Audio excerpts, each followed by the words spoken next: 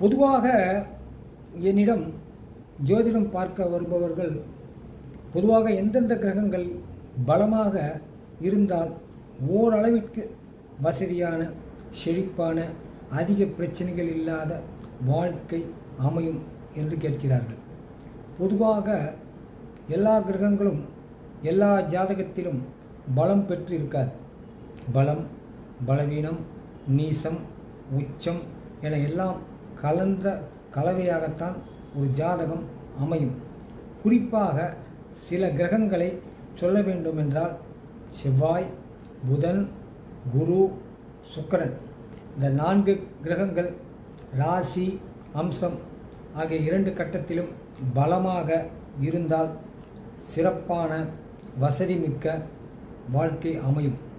இது பல ஜாதகங்களை ஆய்வு செய்ததன் மூலம் கிடைத்த அனுபவ உண்மை.